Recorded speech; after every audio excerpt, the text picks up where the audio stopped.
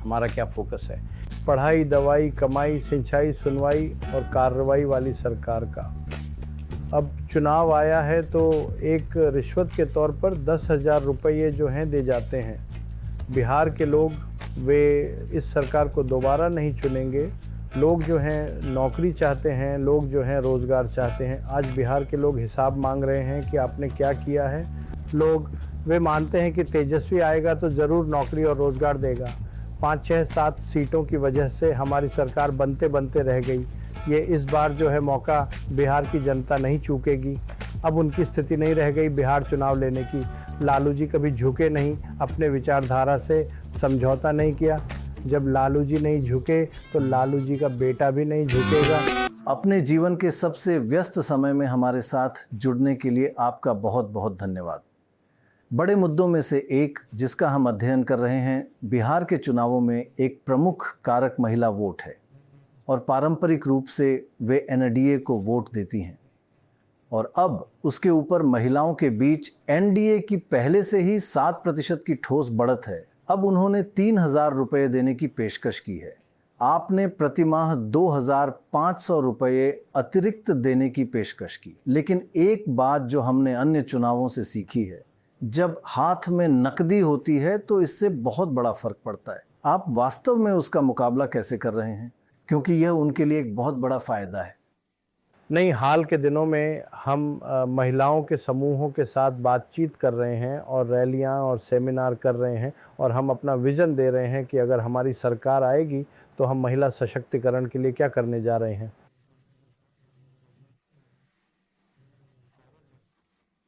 और मैं जानता हूं कि ये महिलाओं का एक बहुत बड़ा वोट बैंक है और वही बिहार इलेक्शन के लिए निर्णायक होगा और ये परिणाम को भी प्रभावित करेगा, ये हम सब जानते हैं।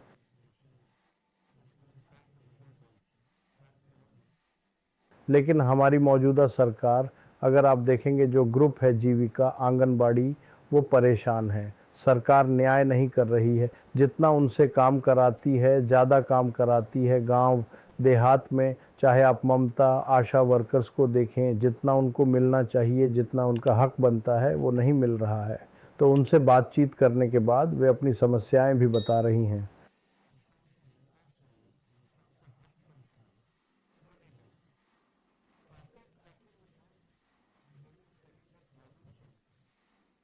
अब मेरा मानना है कि जब हमारी सरकार आएगी तो हम एक बेटी योजना और यहाँ तक कि मेरी योजना भी चलाएंगे। और पहले मैं अपनी माए बहन मान योजना की घोषणा कर चुका हूँ, जो कि लोन नहीं होगा, मौजूदा सरकार दे रही है।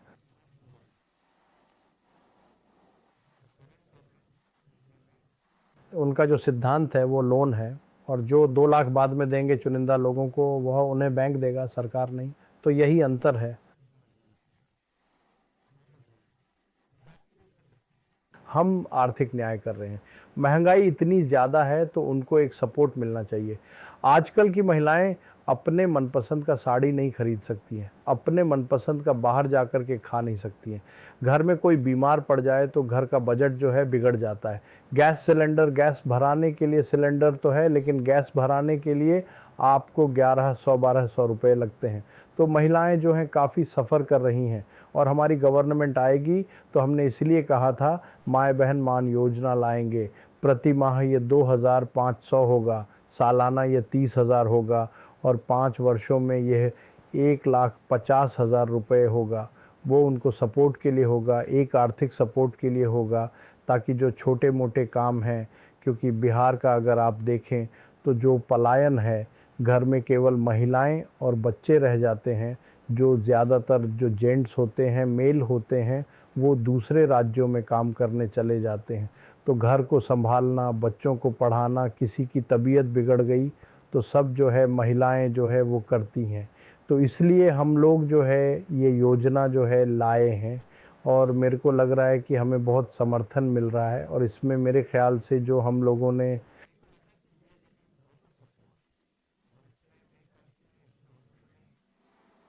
कई सालों से हम लोगों ने इस पर जो है काम किया है और जो वास्तविक मुद्दे हैं हम लोगों ने उठाए हैं। जैसे हाल ही में हमने घोषणा की कि जो जीविका सीएम जो दीदियां थीं, कम्युनिटी मोबिलाइजर्स जो हैं, उनको जो है हम लोग स्थायी करेंगे और 30,000 जो है उनका मासिक हम लोग मानदेय रखेंगे। हम लोगों ने ये भी तय किया है कि उनका जो 5 लाख रुपए तक का जो है बीमा हम लोग जो है कराएंगे। और जो समूह है, जो सीएम के अलावा जो दीदियां हैं जिनसे दिन रात सरकार जो है काम कराती है, तो उनका जो है कम से कम 2,000 रुपया प्रति माह जो है मिलना चाहिए। साथ ही साथ ममता और आशा जो वर्कर्स हैं उनके मानदेय में भी हम लोग आगे बढ़ोतरी करेंगे, क्योंकि बहुत मुश्किल से दिन भर जो है वो काम में लगी रहती हैं, कुछ मिलता नहीं है।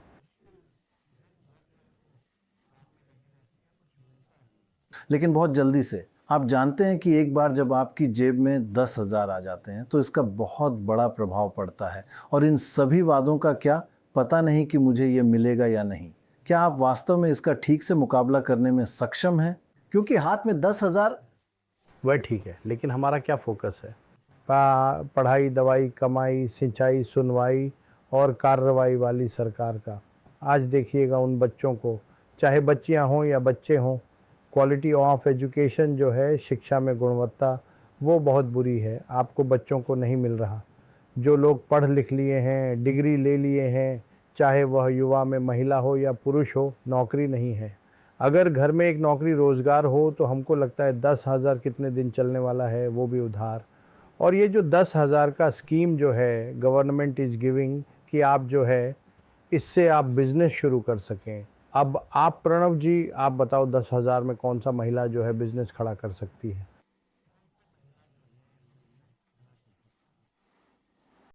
वो तो खर्च ही होना है, और खर्च होना है तो फिर आपको जो है उधार लौटाना भी है इंटरेस्ट के साथ, तो वो कैसे होगा पॉसिबल? तो government is playing because they are under pressure that surely डेबिंग चीटिंग माई विजन। जो भी हम माई बहन की जगह ये कार्ड, इन्होंने ये 10,000 वाला लाया है, but people of Bihar socially and politically they are very aware देनों कि ये गवर्नमेंट जो है 20 साल से 20 साल से कुछ नहीं कर रहे थे। अब चुनाव आया है तो एक रिश्वत के तौर पर 10,000 रुपये जो है दिए जा रहे हैं।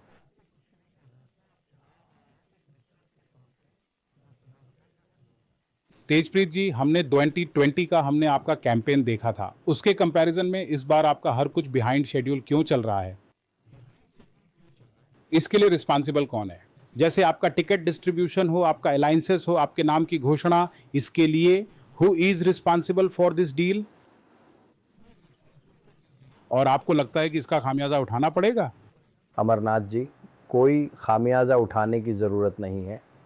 आप सब लोगों को पता है, नाम को लेकर के कहीं कोई कन्फ्यूज़न था ही नहीं। हाँ ठीक है, सीट शेयरिंग में लेकर के एक हम लोगों का स्ट्रैटेजिकली जो 6-7 जो सीटें हैं जहाँ फ्रेंडली फाइट चुनाव लड़ रहे हैं, वह एक स्ट्रैटेजी के तौर पर है, बट इतना भी डिले नहीं हुआ है। हमारा तो सीएम फेस अनाउंस हो गया ऑफिशियली, एक साथ महागठबंधन के सभी साथी बैठकर अनाउंस किए।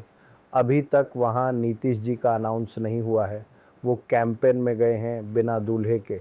तो हम ये कहना चाहते हैं, एक बार अमित शाह जी का बयान आया था अभी कुछ दिन पहले कि चुनाव के बाद the will decide, MLA is gonna decide कि अगला एनडीए का चीफ मिनिस्टर या चेहरा कौन होगा।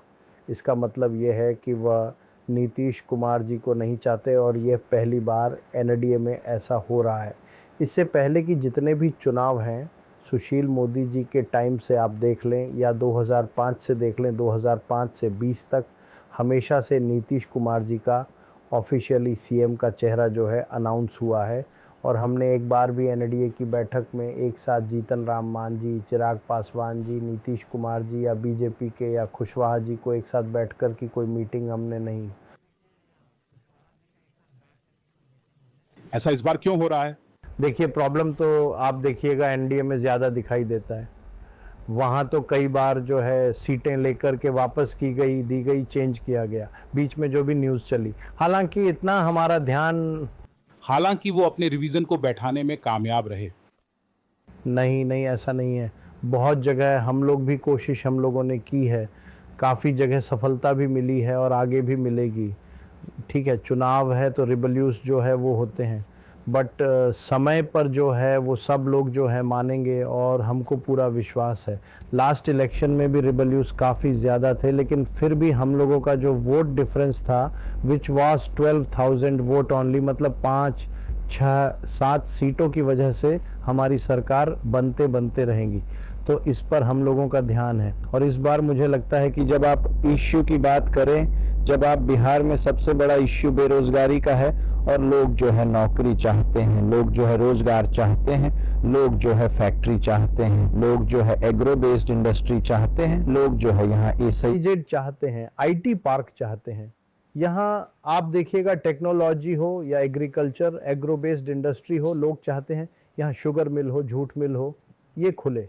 लेकिन प्रधानमंत्री जी आ रहे हैं, अमित शाह जी आ रहे हैं, उनके एक एक शब्द, एक एक वाक्य को अगर आप ध्यान से सुनेंगे, कहीं कोई सकारात्मक बातें नहीं करते, एक सकारात्मक शब्द नहीं रहता, सारा नकारात्मक बातें रहते हैं। कोई फलदायी बात वो नहीं करते, नॉन इश्यूज़ को वो लाते हैं। तो हमको लगता है कि बिहार की जनता होशियार है और सकारात्मक बात सुनना चाहती है।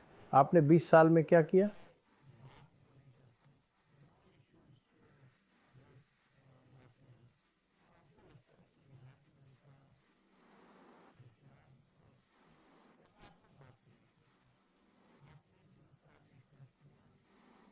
राज्य सरकार रहते हुए और 11 साल केंद्र में रहते हुए बिहार को क्या मिला?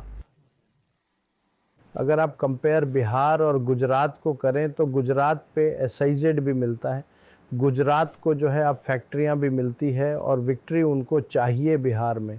गुजरात में इन्वेस्टर मीट कराने जाते हैं, प्रधानमंत्री बिहार में कभी नहीं आते हैं। आप देखिएगा कॉमनवेल्थ गेम्स वगैरह हो या और गेम्स होता है, वहाँ वो कराते हैं।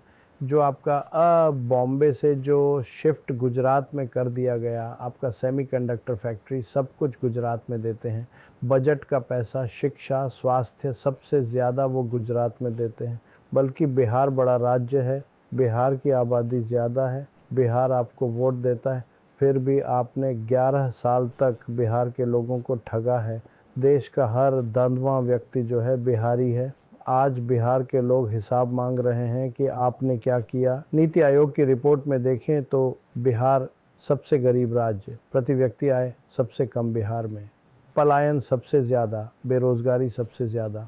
और अभी आप देखेंगे कि 2023 का जो एनसीआरबी का जो आंकड़ा आया, उसके बाद से तो अभी अपडेट हुआ नहीं है शायद, लेकिन 2000 लेटेस्ट जो एनसीआरबी का आंकड़ा है, क्राइम में top 2 state UP and Bihar. लगभग इनके 20 सालों में 70,000 से भी ज़्यादा हत्याएं हुई हैं और अभी 70,000 करोड़ का घोटाला सीआईडी की रिपोर्ट में आया है। कई मंत्रियों पर, डिप्टी सीएम पर आरोप लगे, लेकिन कहीं ईडी, इनकम टैक्स, कहीं छापेमारी नहीं होगी। तो लोग देख रहे हैं और समझ रहे हैं।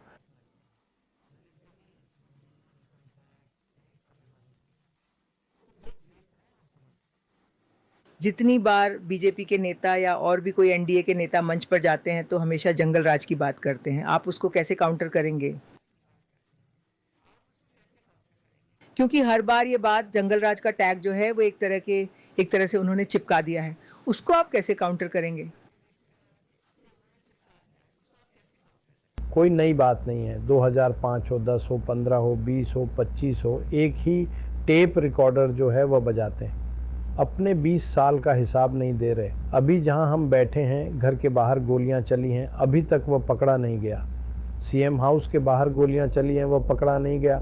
रेप पीड़िता को अस्पताल में जगह नहीं मिलती, 4 घंटे तक वेट करना पड़ता है, उसकी मृत्यु हो जाती है, वह जंगल राज नहीं है। हेमका जी की हत्या हो जाती है, उनके पुत्र की 4 साल पहले हत्या हो जाती है, अपराधी नहीं पकड़े जाते हैं।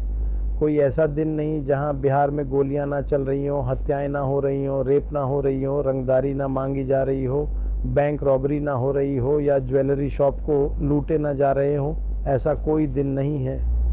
लेकिन वह जंगल राज वो कहते हैं। खैर, उसकी बात हम नहीं। हम सकारात्मक लोग हैं और हम भी 2 बार डिप्टी चीफ मिनिस्टर बने हैं। 17 महीने और 18 महीने हमने अपने काम का परिचय दिया है। हम जब सत्ता में थे तो ऐसी कोई वारदात नहीं आई जिसमें कि महिलाएं जो हैं घर से बाहर निकलना बंद हो गई या कोई ऐसी प्रोपेगेंडा है, ठीक है, वो चलाएंगे, लेकिन आप अपने काम से ही जो है उनको जवाब दे सकते हैं। पर एक बात की गारंटी तो हम दे सकते हैं कि लॉ एंड ऑर्डर से हमारी गवर्नमेंट आएगी तो कोई कंप्रोमाइज़ नहीं किया जाएगा। तेजस्वी की परछाई भी अगर गलत काम करेगी तो भी कार्रवाई होगी। इतना हम बिहार के लोगों को निश्चिंत करना चाहते हैं। और आप भी जानते हैं, दो चीज़ें बहुत महत्वपूर्ण हैं बिहार में। अगर आपको इंडस्ट्री लाना है, उद्योग लाने हैं, कारखाने लाने हैं, तो पहला लॉ एंड ऑर्डर अच्छा होना चाहिए और एनर्जी की व्यवस्था भी अच्छी होनी चाहिए। तो मैं primary focus law and order तो होगा ही होगा, एनर्जी की व्यवस्था होगी। हमारे यहाँ जो बंद पड़ी शुगर मिल है, झूठ मिल है, वह चालू हो। फूड प्रोसेसिंग यूनिट्स जैसे चीज़ें जो है चालू हो। मखाना है, केला है, लीची है, आम है, मक्का है, सब कुछ है। तो हमारे आप इसमें अच्छा काम कर, डेयरी में अच्छा काम कर सकते हैं, फिशरीज में अच्छा काम कर सकते हैं। इसी से रिलेटेड एक सवाल है कि आपने कहा कि जिन जिन घरों में नौकरियां नहीं है, सरकारी नौकरियां नहीं है, आप 20 महीने में देंगे। ये 2 करोड़ नौकरी आएगा कहां से? ये है कहां? ये इसका कैलकुलेशन क्या है और कैसे ये पॉसिबल है? क्योंकि हालांकि मैं बता दूं कि लास्ट टाइम भी आपने 2020 में जब 10 लाख सरकारी नौकरी की बात की थी तो लगा था कि वो बिलीवेबल नहीं है एंड डुएबल भी नहीं है। अबे 10,000 लोगों को दे रहे हो, वो कहाँ से आ रहा है? वो कोई नहीं पूछ रहा, ना कोई बता रहा है। पिछली बार भी हमारे चाचा ने कहा था, जैसा आपने बताया, कहाँ से लाएगा, आएगा। देखिए, हम लोगों ने भी एक्सपर्ट से बात की है और हमको भी लंबा पारी खेलना है राजनीति में। और हम टूटे फूटे झूठे वादे लोगों से नहीं करते। उम्र भले ही कच्ची है लेकिन ज़ुबान पक्की है। साइंटिफिक तौर पर हम लोगों ने काफ़ी एक्सपर्ट्स से हम लोगों ने राय लेकर के जो है इस चीज़ों को हम लोगों ने बोला है। और जब बोला है तो इस चीज़ पर हम कायम उतरेंगे और करेंगे। ये हमारा विज़न है। हम चाहते हैं कि नौकरियां जो है हर परिवार, जिस परिवार के पास नहीं है, वहाँ मिले। अब जैसे आउटसोर्सिंग है, आप देखिएगा, और ये पूरा जो डिटेल जो प्लान हम कैसे देंगे, ये कुछ दिनों में हम बिहार की जनता के सामने भी रखेंगे। हम बताएंगे कि हम कहाँ से देंगे। इस पर भी जो है जल्दी ही आपको कुछ दिनों के बाद जो है, छठ के बाद जो है, इन सारी चीज़ों को हम बताएंगे कि कैसे हम करेंगे। लेकिन ना, आप देखिएगा, आउटसोर्सिंग है, आप देखिएगा कितने निविदा कर्मी जितने लोग हैं, चाहे जिला के हों, विभिन्न आपके मंत्रालय में हों, इन असबत सबको भी परमानेंट करने की बात हमने कही है। सर, जितने जीविका दीदी है, सीएम हैं, उनको भी जो है परमानेंट करने की बात की है। तो ये आने वाले समय में जो कैलकुलेशन है कि अब तो हमारे पास पूरा डेटा है। जब हम लोगों ने कास्ट बेस्ड सर्वे किया था तो now we have honoured data with us. किस सरकार, किस घर में सरकारी नौकरी है, किन जातियों के पास है, किन धर्मों के पास है, वह पूरा हमारे पास आंकड़ा है। उन आंकड़ों को देखते हुए, बजट को देखते हुए और रेवेन्यू जनरेशन हम बिहार का कैसे बढ़ाएंगे, ये भी प्लान जो है हम जल्दी लाने वाले हैं। आपको मुख्यमंत्री घोषित करने में इतना समय लगा, क्या इससे आपको दुख नहीं हुआ? नंबर 1 और नंबर 2, चुनाव के बाद अगर नीतीश कहते हैं कि वे आपके साथ आ जाएंगे तो क्या आप उन्हें लेंगे? देखिए, ये तो काफ़ी स्पष्ट था। लोग वे जानते थे कि तेजस्वी महागठबंधन से पहले सीएम बनने जा रहे हैं। नहीं, लेकिन घोषणा थोड़ी देर से हुई। नहीं, इससे कोई फर्क नहीं पड़ता। लेकिन दूसरी तरफ से घोषणा नहीं हुई है, बीजेपी स्पष्ट नहीं है। तो अभी अगर आप देखेंगे तो हम सीएम पद की घोषणा करने में कुल मिलाकर आगे हैं। लेकिन हाँ, जनता जो है वह मालिक है और हमको लगता है कि यही हमारे लोकतंत्र की खूबसूरती है। विपक्ष इसलिए होता है और सत्ता पक्ष इसलिए होता है कि सरकार पर नियंत्रण रखे। तो हमको लगता है कि मौका जो है लोगों को, खास तौर पर नए लोगों को मिलना चाहिए। जैसे किसान अगर एक ही खेत में अगर एक ही ब्रांड का बीज अगर डालें 20 सालों तक, तो फसल नहीं आएगी और ज़मीन भी जो है बंजर हो जाएगी। तो अब समय आ गया है नए बीज का, कि नए बीज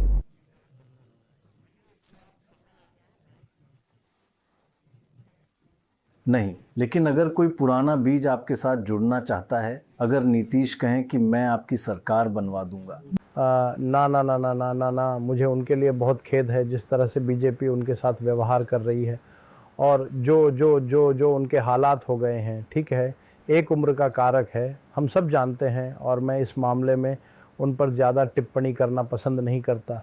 लेकिन हम सब जानते हैं कि बिहार की सरकार अब बीजेपी इसे दिल्ली से चला रही है। दो लोग इसे चला रहे हैं, वे यहाँ के नौकरशाहों और सभी के साथ सीधे संपर्क में हैं। बिहार को कैसे चलाना है वो सब बीजेपी कर रही है, वो हाईजैक हो रखे हैं। तो मुझको लगता है कि जो नीतीश जी के साथ भी जिन जिन पे नीतीश जी भरोसा करते हैं, 2-3 लोग जो हैं,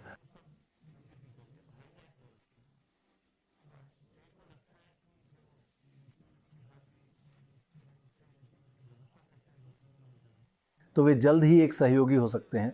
वो सब बीजेपी से मिल चुके हैं। नहीं प्लीज़, नहीं प्लीज़, नहीं प्लीज़। अब उनकी स्थिति नहीं रहेगी बिहार चलाने की। वो पार्टी में भी किसी को पहचान नहीं पाते। इसलिए मेरा एक सवाल है कि जैसे आप बोल रहे हैं कि नीतीश कुमार अब बिहार चलाने की स्थिति में नहीं है, तो मान लीजिए एनडीए को बहुमत मिलेगा तो फिर बीजेपी अपना मुख्यमंत्री उसी आधार पर बना सकती है। दूसरा, जो इस बार की चुनाव प्रक्रिया चुनाव आयोग करा रहा है उससे आप संतुष्ट हैं, या जैसे आपने एसआईआर के समय में अपनी आशंकाएं व्यक्त की थी, अभी भी आपको डर है कि चुनाव में कुछ गड़बड़ हो सकता है? हमारी बड़ी जीत हुई, लड़ाई हुई एसआईआर को लेकर के, मतलब कोई विरोध नहीं था। लेकिन जो उनकी प्रक्रिया थी, जो समय सीमा थी, जो दस्तावेज़ उन लोगों ने गरीबों से मांगे थे, इसको लेकर के हम लोगों का विरोध था। शुक्र है कि कम से कम अब कहीं भी एसआईआर होगा तो अब आधार जो है वह 12वां दस्तावेज़ होगा। तो ये एक तो बड़ी जीत हुई हम लोगों की, और इससे काफ़ी मसला भी जो है सुलझा है। और चुनाव आयोग के लोग भी, अब जितने बीएलओ थे वो भी दबाव में आए। तो हमको लगता है कि ये एक लड़ाई जो बीच में हुई थी, लोगों में बहुत भ्रम था। जो लोग बिहार के बाहर रहते थे वो कैसे बनेंगे।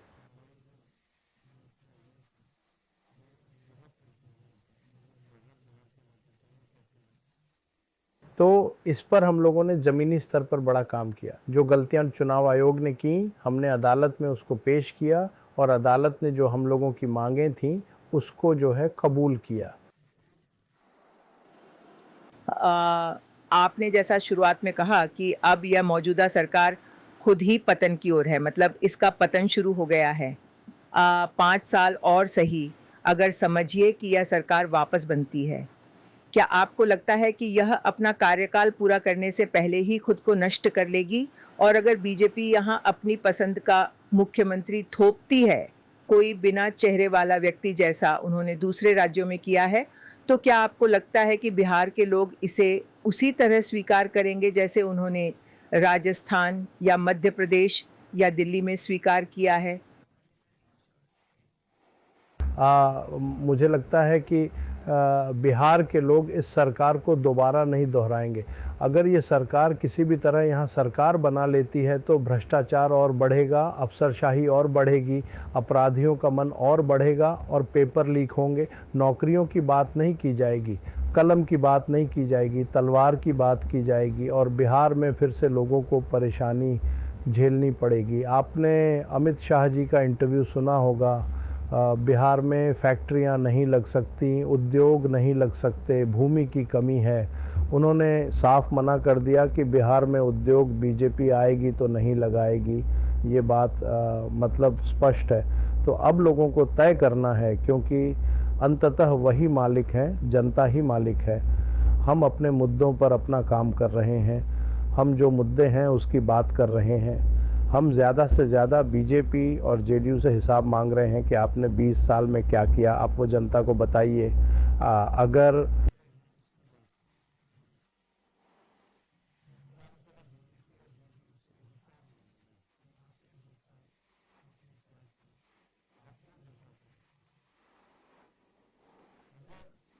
the situation is that as we are also going on campaigns, the people were in a mood to change last time as well. Although whatever happened, it was missed by a small margin. But it shows that this time, the people of Bihar will not miss the opportunity.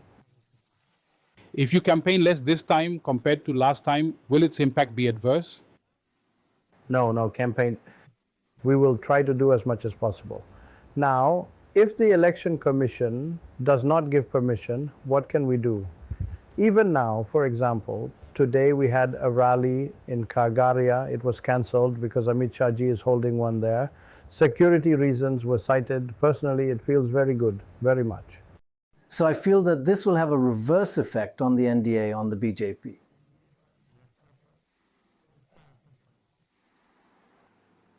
We've watched you on your campaigns, election campaigns and rallies, and you get a great response from people. So I want to ask you emotionally, how much have you learned from your father? Because he was a great orator and he got the crowd reacting. How much have you learned from him? Is it in your DNA? No, I have learned a lot, and there is more to learn. I have a hunger to learn, and my father also gives advice sometimes. We cannot compare ourselves to him, nor can anyone else. He was a mass leader. He is still a mass leader. And the way he communicates, or the way he boldly puts forth his points, he is not afraid of anyone, speaks the truth, is connected to the grassroots. You will find very few such leaders in the country today. Even today, in this state of illness, he definitely meets people for an hour or two in the evening. So I feel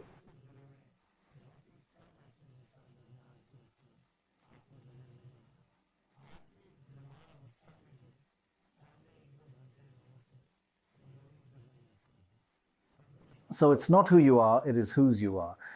right? That is quite. Tell me, in your speeches, what is the one thing that gives the biggest response? I mean, many things will get a response, but the one common factor that you mention everywhere and there is a huge response, what is that? It is about unemployment. People believe that if Tejashwi comes, he will definitely provide jobs and employment. And one more thing, Laluji never compromised with his ideology. In today's era, there would be many parties, then or now, that would not be with the BJP, not with the RSS. But Laluji never compromised with his ideology, and we are also walking on the same path.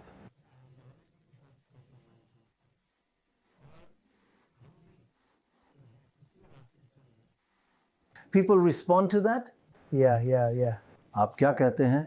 देखिए, हम लोग तो कहते हैं कि भाई लालू जी कभी झुके नहीं, अपने विचारधारा से समझौता नहीं किया. जब लालू जी नहीं झुके तो लालू जी का बेटा भी नहीं झुकेगा. और अच्छी प्रतिक्रिया है, ठीक है. तेजस्वी, इस चुनाव में आपने 2019 से आपने अकेले कई सारे चुनाव खुद ही हैंडल किए हैं. आप एक पार्टी के स्टार प्रचारक रहे हैं. क्या 3 पॉजिटिव हैं और क्या 3 आपको अपने नेगेटिव लग रहे हैं?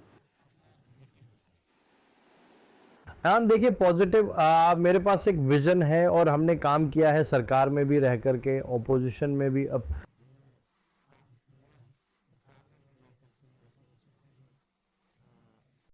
हमारा विपक्ष काफ़ी मजबूत रहा है. तीसरा, मैं लोगों से जुड़ता हूँ, लोगों से कनेक्ट करते हैं, लोग हमारी बात को समझते हैं. कमज़ोरी पर मेरे ख्याल से और जो है ज़्यादा से ज़्यादा समय और ज़्यादा वक्त जो है लोगों के साथ और बिताएं, जितना और बिताना चाहिए. अपने पार्टी का कैडर को और ग्रास रूट तक जो है, बूथ लेवल तक वहाँ हम लोग ले जाएं. और तीसरा, अगर आप कहें तो फिटनेस पर थोड़ा ध्यान देने की ज़रूरत है.